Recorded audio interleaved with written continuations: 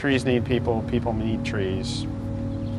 And that fundamental, simple fact is so extraordinarily powerful. Forests all over the world are a major source of the oxygen we breathe. And they are the places that eat the CO2, and that's why planting trees is so important as a climate change mitigation. Eat the CO2. Reaching over the fence here, a native sycamore tree. It's because its leaf is so big. This is an extraordinary absorber of CO2 and other pollutants. This is the tree that the scientists measured that up to 30% more available oxygen directly underneath it on hot days. City areas are up to 10 degrees hotter in summer because of the collection of heat on the asphalt. Every city spends a lot of energy making electricity to run air conditioners to cool those cities down. Planting enough trees in cities, not just in the forest, but trees in cities, can be up to 100 times more powerful because they're shading and keeping the city cool and preventing the need to create more global warming gas by making more electricity for more air conditioning. And underneath, what every tree in the world drops, their leaves, their needles. And as they break down, we have mulch. And then underneath that, we have soil. But it's soil that has been specially treated by the trees and the mulch.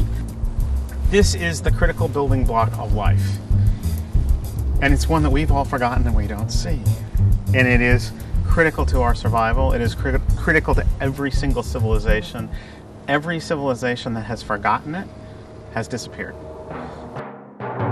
As you start to dig down, you get the mulch, and then you get humus, and then you get soil. And the condition of the soil is it's very porous, it's full of holes. That layer, that makes this incredible sponge 5 feet deep. It's habitat for microscopic organisms that eat the leaves, habitat for other things that drill, worms, bugs, rodents, snakes. They are nature's sewage treatment plant, nature's water cleaner, have been from the beginning of time. That one sponge tank out from that one tree is 57,000 gallons. The water is cleaned, filtered, and sent into the groundwater supply, the aquifer. That's the way water gets to our long-term geologic water supplies. You remove that tree, and what have you got? You've got a flood. 57,000 gallons of flood water rushing down somewhere else, flooding someone else's neighborhood. But you don't just have a flood. You've lost that water from your water supply. LA's massive contribution to global warming, believe it or not, is what we do with water. All the water that comes here, that doesn't fall here, is pumped over very high mountains. The largest single use of electricity in the state of California is to pump water to Los Angeles. So we're throwing away $500 million worth of water. We're spending $500 million to do it. We're spending another $1 billion to bring in water.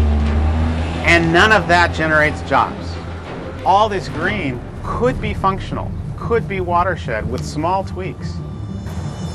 And when you plant a tree, make sure you plant the right tree in the right place and get some guidance. Most public works officials, most city managers, people who have to deal with infrastructure, they think people won't give up their lawns, won't give up their palm trees. And when we talk about the lifestyle changes needed to seriously and effectively battle global warming, it's back to unacceptable lifestyle change. The public will never do it. This is an example of what people want. Here's a house that's taken out much of its lawn. It still has a lawn, but it is put in a landscape that's all mulch. It's wood waste, bark, leaves. It's very attractive. Any water flowing from the house is going to flow into this and into the ground. This is totally acceptable. It enhances your quality of life. It's a more beautiful landscape, doesn't use the water, catches the water, cleans it. And as public works officials began to see from our example that, oh my God, It's not unacceptable. People will go there. All of a sudden, we began to unleash the possibility of deploying humanity into the solution. Every tree does a lot of really important and very critical work as our life support system. Without the trees, we don't have air and oxygen. Without the trees, we don't have water. And without the trees, we don't have food. Trees don't get planted, they don't grow, they don't survive, they don't function, they don't heal without people. People got to plant them, people got to care for them, people got to protect them, water them, and interact with them. That simple image from what you do with your hands in a tree and creating a garden and recycling your energy and your waste just spreads throughout the world. And from that single person making a choice, imagine the army of millions and billions of us beginning to hold ourselves accountable, hold ourselves responsible, and take responsible action. We can turn this thing like that.